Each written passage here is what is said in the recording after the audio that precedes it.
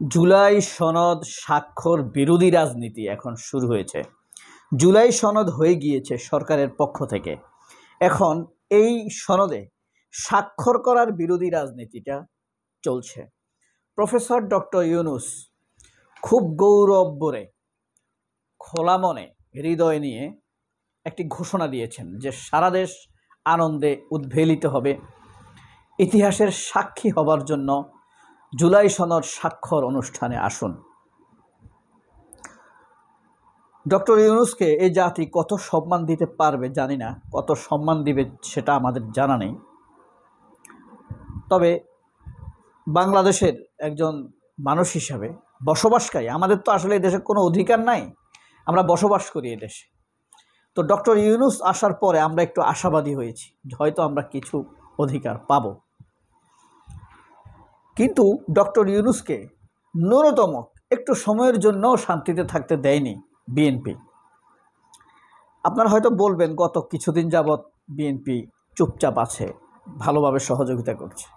আসলে বিএনপি মাইনকার চিপায় এমনভাবে পড়ছে, কী নিয়ে মাইনকার চিপায় পড়ছে সেটা সবিস্তারে জানি, কিন্তু আপাতত বলা যাচ্ছে না।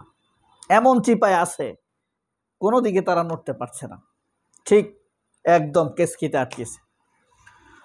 তো যাই হোক, এই যে জুলাই সনদ রাজনীতি, এটার পেছনে জামায়াতের একটা ভূমিকা আছে। সেই ভূমিকাটা আপনি ভালো বলবেন নাকি মন্দ বলবেন সেটা বিস্তারিত বললে বুঝতে পারবেন। ওয়াকারের একটি মারাত্মক নোংরা ভূমিকা আছে। ওয়াকারের ভূমিকাটা কি? তার একমাত্র ভূমিকা যে কোনো ইস্যুতে যে কোনোভাবে ডক্টর ইউনূসকে অসম্মানিত করা, বিভ্রান্ত করা, বীতশ্রদ্ধ করা, বিরক্ত করা। কিভাবে?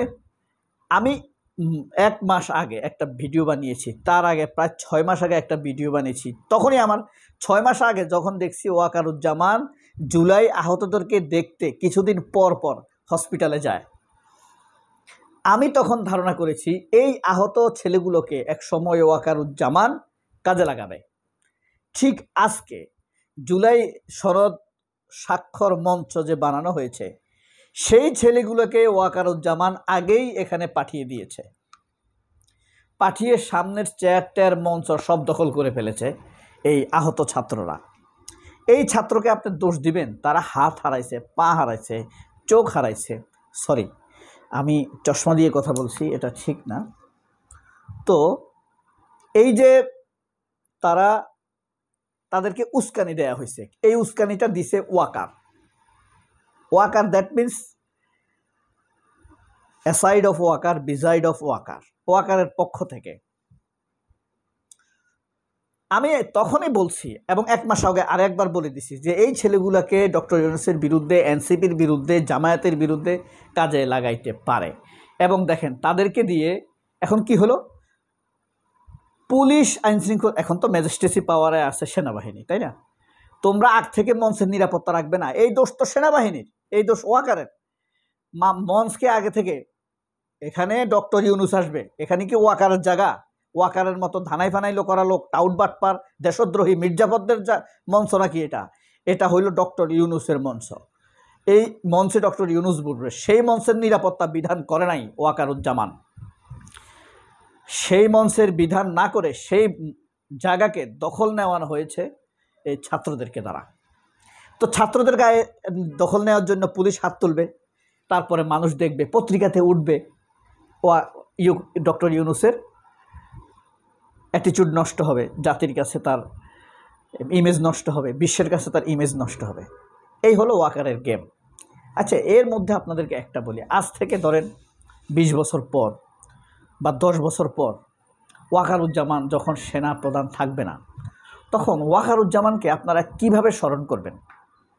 রায় দুর্লভ, উমিচাঁদ, মির্জাফর, কোনটার সাথে তুলনা করবেন? নাকি আইয়ুব খান, নাকি নতুন কোনো বাটপার নামে ইস্যু করবেন? আমি বলছি না আপনাদের মনোবাসনা কি হবে ওয়াকারের ব্যাপারে, ওয়াকারের ফ্যামিলির ব্যাপারে আপনারা কি ভাববেন?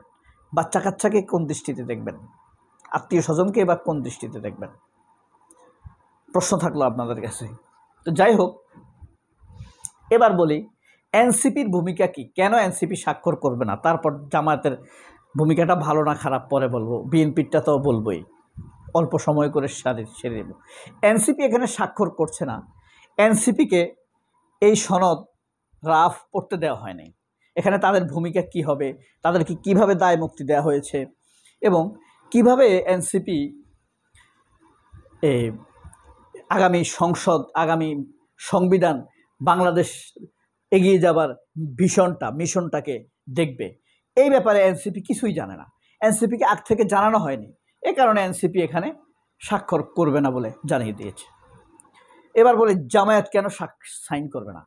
জামায়াতের দাবি হলো আগে গণভোট দিতে হবে, গণভোটের স্বীকৃতি এই জুলাই সনদে থাকতে হবে। তো গণভোটের মাধ্যমে, গণভোটের ফলাফলের ভিত্তিতে এবং এই জুলাই সনদের ভিত্তিতে আগামী সংসদ নির্বাচন অনুষ্ঠিত হবে। যদি এই প্রতিশ্রুতি দেওয়া হয়, এটা যদি লেখা থাকে, তাহলে আমরা জুলাই সনদ স্বাক্ষর করব, নাইলে করব না। এই হলো জামাতের অবস্থান, পরিষ্কার। এবার আপনি ধরে নিতে পারেন জামাত কি এটা ভুল করছে নাকি ঠিক করছে। বিএনপির অবস্থান তো নিশ্চয়ই বুঝতে পারছেন। বিএনপি প্রত্যেকটা বিষয়ে নোট অফ ডিসেন্ট দিয়ে দিছে। ধরেন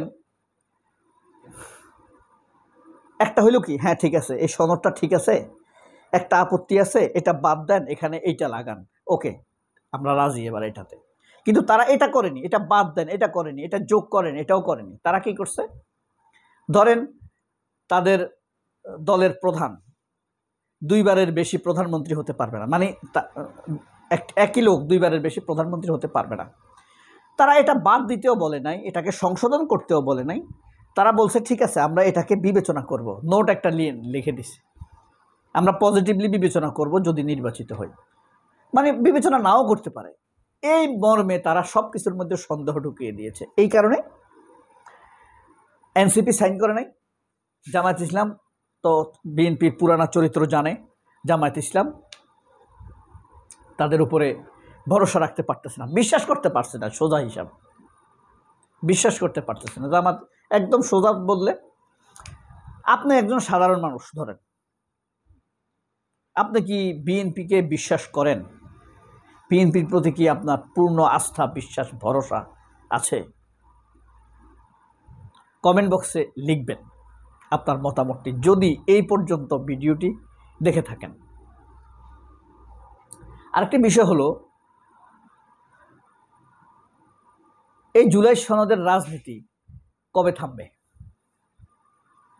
থামবে যখন আবার এই বিরোধী দলের লোকগুলোর পিঠের চামড়া উঠে যাবে, তখন তারা ইউনূসকে আবার স্মরণ করবে। এখন ইউনূসের বয়স 84, সেদিন হয়তো ইউনূসকে আমরা আর পাবো না, ইউনূসের মতো একজন লোককে আমরা আর খুঁজে পাবো না। সামনে তাকিয়ে দেখব ইউনূস নাই, পিছনে হাত দিয়ে দেখব পিঠের চামড়া নাই। যে জাতির মধ্যে ঐক্য নাই, নিশ্চিতভাবে ধরে নেবেন সেই জাতির উপরে আল্লাহর রহমত নাই। অপেক্ষা করি শেষ পর্যন্ত জুলাই মঞ্চে কারা ওঠে। সবাই অনেক ভালো থাকবেন। আল্লাহ হাফেজ, আসসালামু আলাইকুম।